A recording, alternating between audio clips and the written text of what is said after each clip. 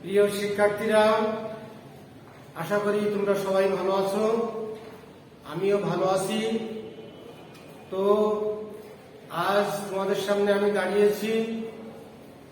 আমি গোবিন্দ প্রসাদ জোরদার, সহকারী শিক্ষক, আলিপুর ইউনিয়ন মাধ্যমিক বিদ্যালয়, আলিপুর সাতক্ষীরা সদর, সাতক্ষীরা।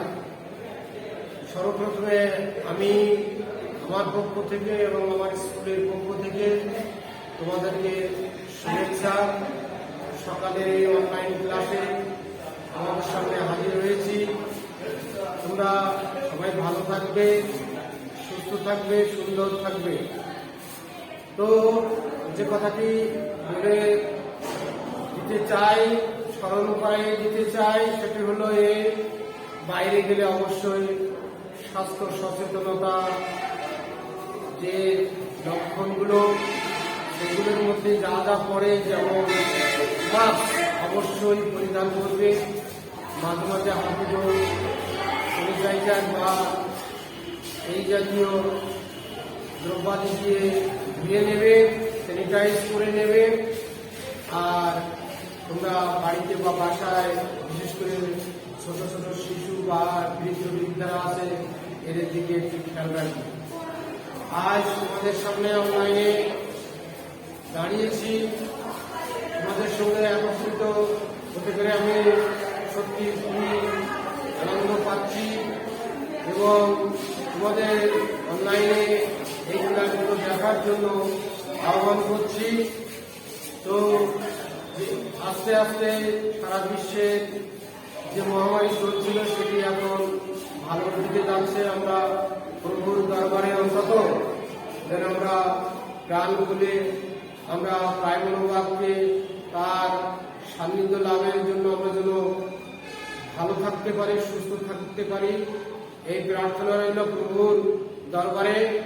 তোমরাও বিধিবিধান মেনে চলবে, বিশেষ করে স্রষ্টার বিধিবিধান মেনে চলার মতো আর বড় কোনো নিয়ামক আছে কিনা, বড় কোনো ঔষধ আছে কিনা আমার জানা নেই। যাই হোক, স্রষ্টার বিধিবিধান মেনে চলবে। আর যে কথাটি বলে দিতে চাই সেটি হলো এই যে মাঠে যখন দাঁড়ানোর পরিবেশ হবে, সমাবেশে দাঁড়ানোর সুযোগ হবে, তখন যেগুলি আমরা করছিলাম এর আগে অবধি সেগুলো তোমরা স্মরণে রাখবে।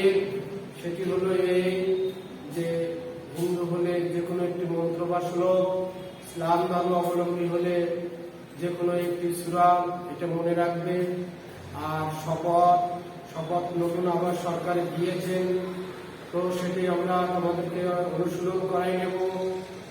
এরপরে জাতীয় সঙ্গীত সুশৃঙ্খলভাবে গাইতে হয়। যাই হোক, এগুলো খেয়াল রাখবে।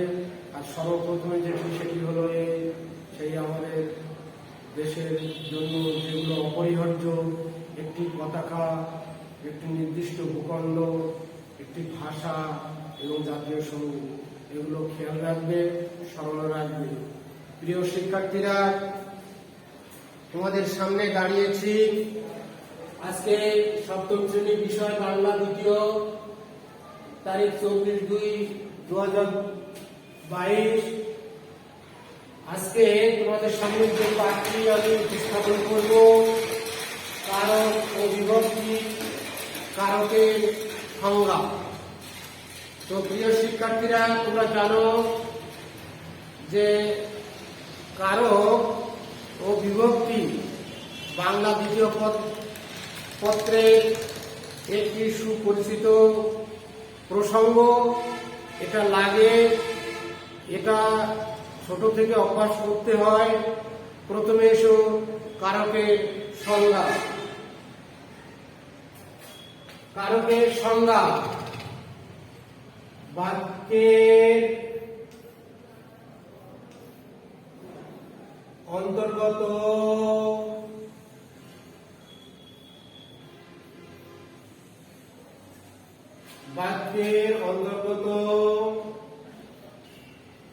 ক্রিয়াপদের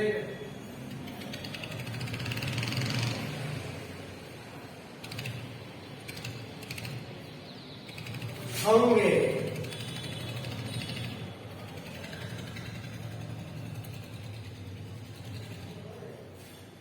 বাক্যের অন্তর্গত ক্রিয়াপদের সঙ্গে বিশেষ্য ও সর্বনাম পদের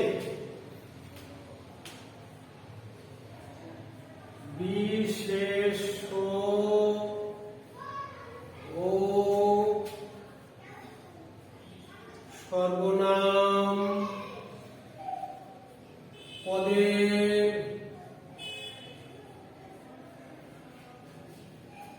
যে সম্পর্ক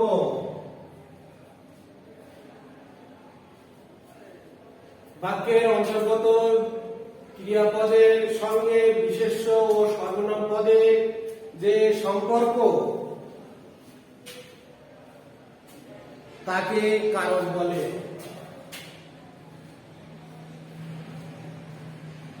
তাকে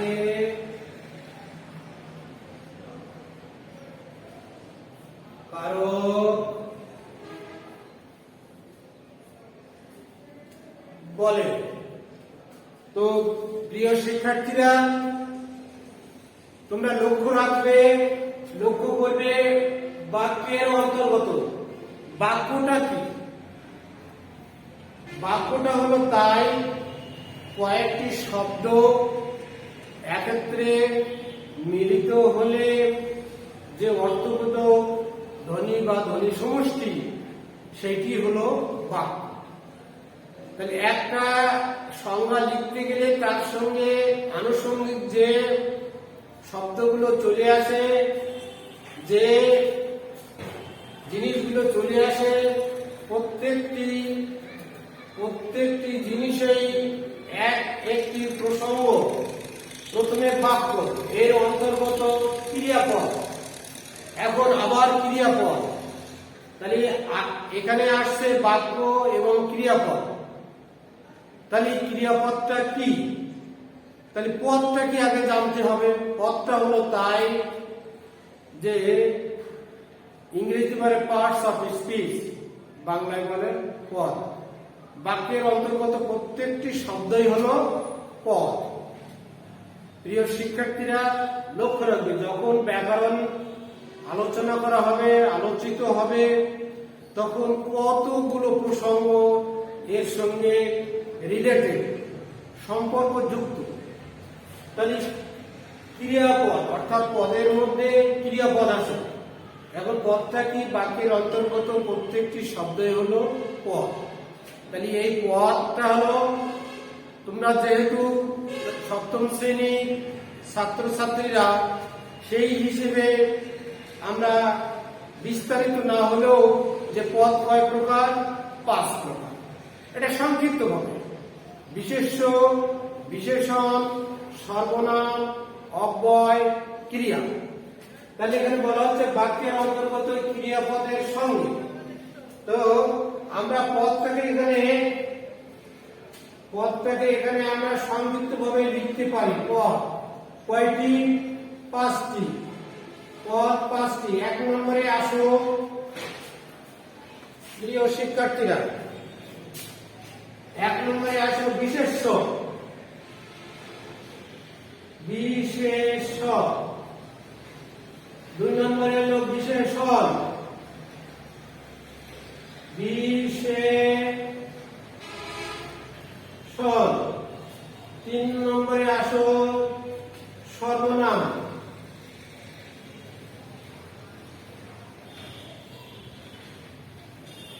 4 নম্বরে আসো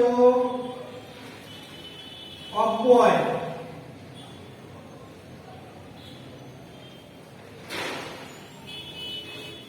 5 নম্বরে আসো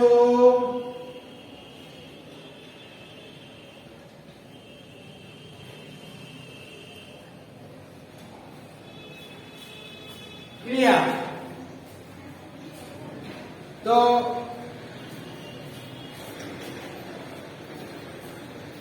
এখন এখানে বাক্যের অন্তর্গত ক্রিয়াপদের সঙ্গে বিশেষ্য ও সর্বনাম পদের যে সম্পর্ক তাকে কারক বলা হয়। তাহলে এর আগে আমরা পাচ্ছি পদ, বিশেষ্য, বিশেষণ, সর্বনাম, অব্যয়, ক্রিয়া। তো প্রথমত বিশেষ্য। এখন আবার প্রিয় শিক্ষার্থীরা জানতে হবে এই বিশেষ্য পদটা কি। যেহেতু এখানে বিশেষ্য ও সর্বনাম পদে তার আগে ক্রিয়াপদের সঙ্গে, এই ক্রিয়া বলতে কি বুঝো? ক্রিয়াপদের সঙ্গে বিশেষ্য ও সর্বনাম পদের যে সম্পর্ক সেটা হলো কারণ। প্রিয় শিক্ষার্থীরা, তোমাদেরকে জানতে হবে এই ক্রিয়াপদটা কি। ক্রিয়া মানে কাজ, কোনো কিছু করা। ক্রিয়া মানে কোনো কিছু করা। তাহলে যে পদের কোনো কিছু করা, হওয়া, খাওয়া, চলাফেরা, কোনো কাজ করা বোঝায়, সেইটা হলো ক্রিয়াপদ। তাহলে ক্রিয়াপদের সঙ্গে কার রিলেটেড হতে হবে? বিশেষ্য ও সর্বনাম। এখন এই বিশেষ্য পদ বলতে কি বুঝো সেইটা আগে জানতে হবে। প্রিয় শিক্ষার্থীরা, বিশেষ্য পদ হলো তাই কোন কিছুর নামকে বিশেষ্য পদ বলে। যেমন সেই বিশেষ্য পদটা কি? রহিম, করিম, যদু, মধু, ঢাকা, খুলনা ইত্যাদি। তো আমরা বিশেষ্য পদের ভাগে এখন যাব না, ক্লাসিফিকেশনে এখন যাব না। তো বিশেষ্য ও সর্বনাম পদের যে সম্পর্ক, তাহলে সর্বনাম পদ, যদি বিশেষ্যকে ইংরেজিতে বলে নাউন, সর্বনাম বলে প্রোনাউন। তাহলে নাউনের পরিবর্তে যে পদ ব্যবহৃত হয়, অর্থাৎ বিশেষ্যের পরিবর্তে যে পদ ব্যবহৃত হয় সেটা সর্বনাম পদ। প্রিয় শিক্ষার্থীরা, ইংরেজি এবং বাংলা, তো বাংলায় বলে কারক আর ইংরেজিতে বলে কেস, কিন্তু সংজ্ঞার দিক দিয়ে বাংলার থেকে আরো ইংরেজিটা সোজা। যাই হোক, সেটা যখন ইংরেজি ক্লাসে দেখবে তবু একটু বলে রাখি। দেখো এত সহজ। Case is the relation of a noun or a pronoun to other words in a sentences. তো যাই হোক, তোমরা যখন ইংরেজিতে পড়বে এটা সোজা, বাংলাটা কঠিন। তো যাই হোক, আমরা এখানে পদের 5টি ভাগ দেখালাম। এইবার আমরা কারক বিভক্তির সংজ্ঞা এখানে লিখে দিলাম।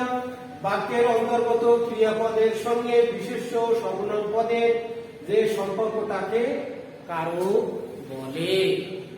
প্রিয় শিক্ষার্থীরা, এটা স্মরণে রাখবে।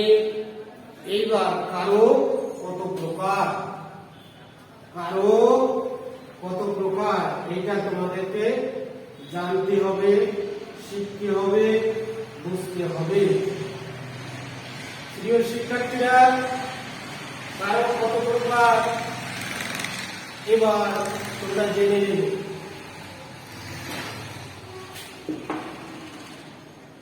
কারক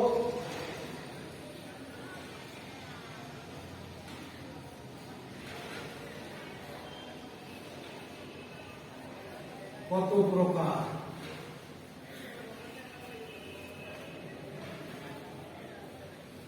কারক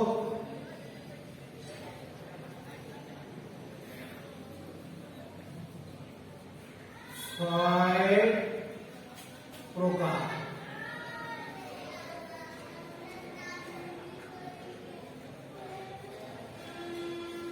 এক নম্বরে, প্রিয় শিক্ষার্থীরা,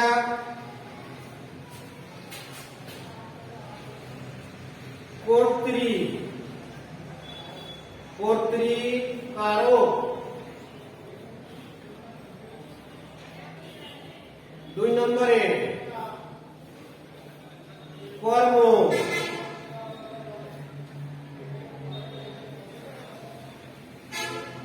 কারক। 3 নম্বরে, করণ কারক। করণ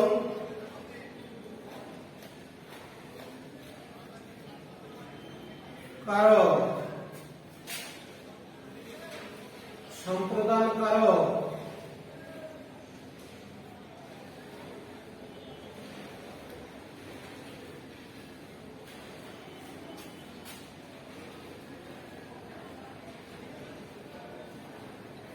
কারক। 5 নম্বরে অপাদান কারক।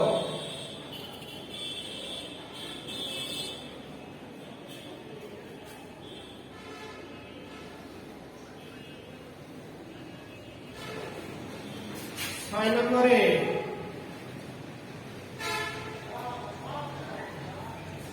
অধিকরণ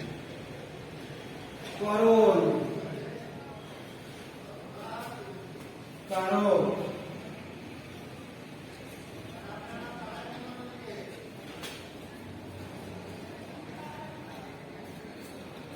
প্রিয় শিক্ষার্থীরা,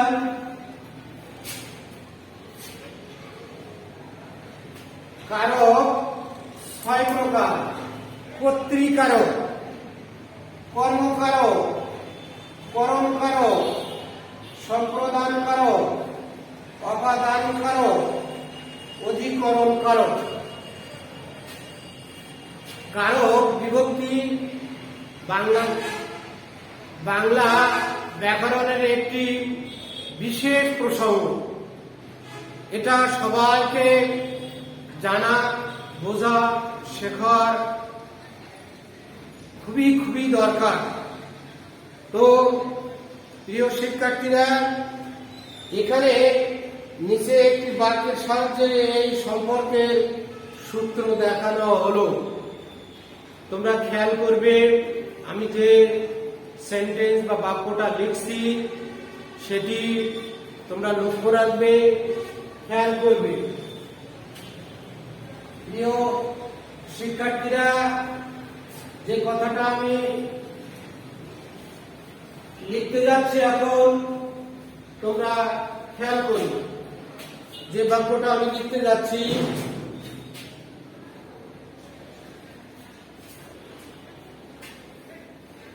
বাদশাহ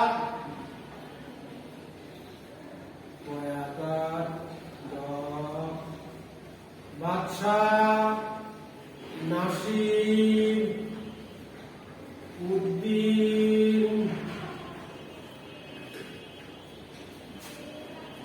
এই সেন্টেন্সটা খেয়াল করবে প্রিয় শিক্ষার্থীরা। বাদশাহ নাসির উদ্দিন প্রত্যহ সকালে রাজকোষ হতে নাসির উদ্দিন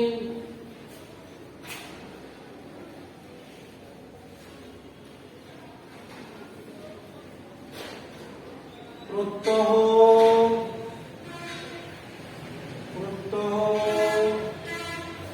সকালে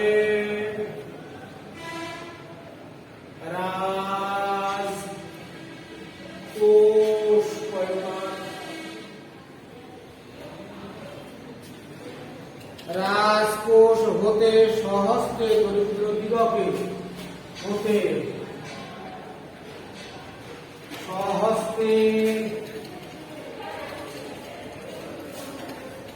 সহস্তে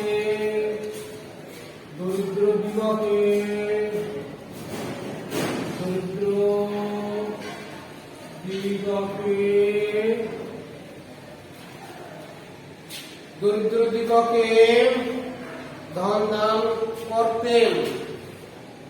ধন দান করতেন। প্রিয় শিক্ষার্থীরা, তোমরা খেয়াল করবে, যে সেন্টেন্সটি আমি লিখলাম সেই সেন্টেন্সটি বাদশাহ নাসির উদ্দিন প্রত্যহ সকালে রাজকোষ হতে সহস্তে দরিদ্র দিগকে ধন দান করতেন। তো এখানে লক্ষ্য রাখবে যে 1 নম্বরে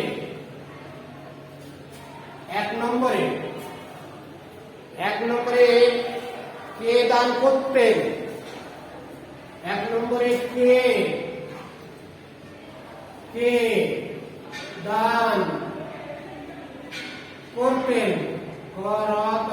করতেন। কে দান করতেন? বাদশাহ। বয়াকার দ তার উৎসর আকার বাদশাহ।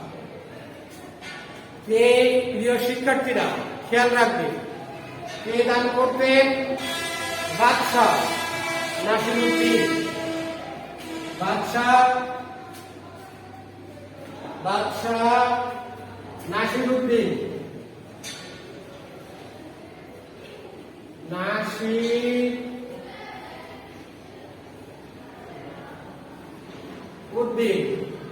তাহলে কে দান করতেন? বাদশাহ নাসিরুদ্দিন। এটা কর্মকারক, কর্তাকারক, কর্তাকারক।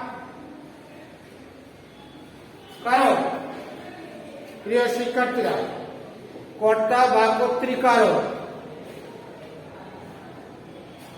আচ্ছা, কে কি দান করতেন? কি দান করতেন? ধন।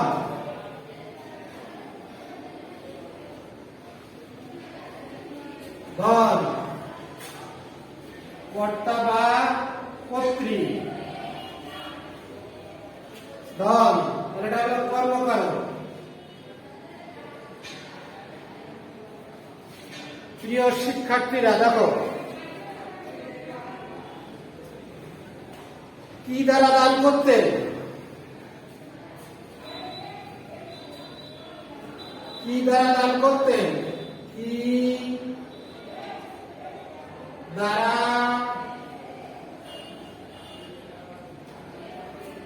দান করতেন?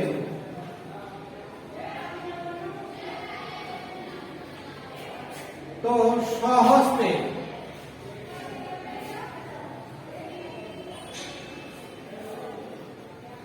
স্বহস্তে কি দ্বারা দান করতেন? স্বহস্তে। স্বহস্তে এটি করণ করো।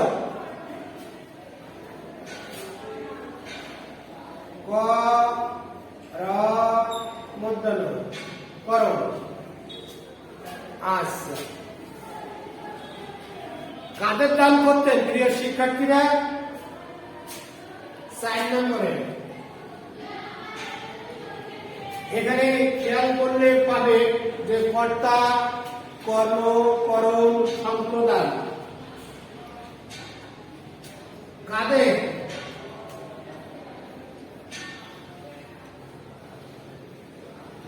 কাদের দান করতেন? দরিদ্র দিগকে।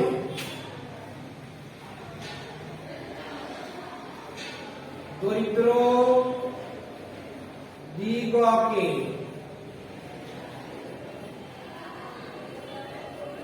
দরিদ্র দিগকে এটা হলো সম্প্রদান।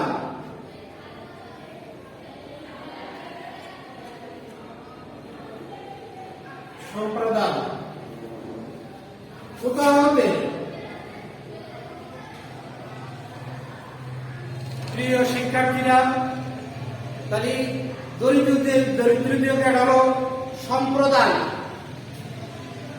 কোথাও হতে দান করতেন? কোথাও হতে।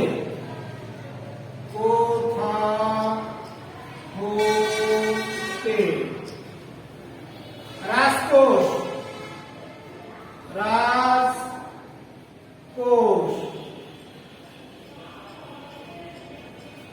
এটা হলো অপাদান।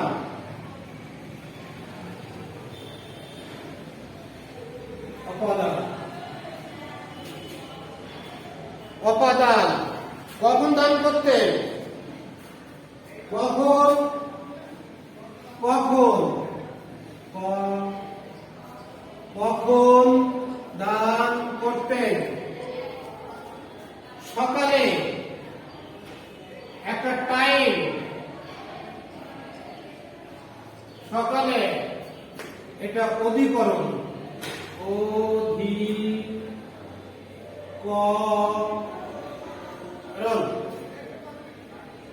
প্রিয় শিক্ষার্থীরা, তোমরা খেয়াল করবে যে এখানে আমি যে সেন্টেন্সটা লিখেছি এই সেন্টেন্সটা খেয়াল করবে। প্রথমে কে দান করতেন? বাদশাহ নাসিরউদ্দিন। এটা কর্তা বা কর্তৃকারক। কি দান করতেন? ধন। এটা কর্মকারক। কি দ্বারা দান করতেন? সহস্তে, নিজের হাত দ্বারা। বাদশাহ নাসিরউদ্দিন তিনি স্বহস্তে অর্থাৎ নিজের হাত দ্বারা দান করতেন। তাহলে কি দ্বারা দান করতেন? স্বহস্তে, এটা তো কর্ম। কাদের দান করতেন? দরিদ্র দিগকে। এটাকে বলা হয় সম্প্রদান। হতে দান করতেন রাজকোষ থেকে। এটাকে বলা হয় অপাদান কারক। কখন দান করতেন? সকালে। এটা অধিকরণ কারক। প্রিয় শিক্ষার্থীরা, এগুলো জানতে হবে। তাহলে কে দান করতেন? কোন একজন ব্যক্তি, অর্থাৎ বাদশাহ নিজেই এই কাজটা করেন বলে তিনি কর্তা কারক। কি দান করতেন? ধন। যা কিছু দান করা হয় সেই জিনিসটা হলো কর্মকারক। কি দ্বারা দান করতেন? অর্থাৎ নিজের হাত দ্বারা। এটাকে স্বয়ং, এটাকে বলা হয় করণকারক। কাদের দান করতেন? দরিদ্রদের। যাদেরকে দান করা হয় সেই তাদেরকে সম্প্রদান কারকের সংজ্ঞায় আনা হয়। হতে রাজকোষ হতে, সেটা হলো অপাদান কারক। এবার কখন দান করতেন? একটা সময় বা পিরিয়ড, সেইটাকে বলা হয় অধিকরণ কারক। প্রিয় শিক্ষার্থীরা, আজ এখানে তোমাদের বিশ্রাম রাখবো পাঠ।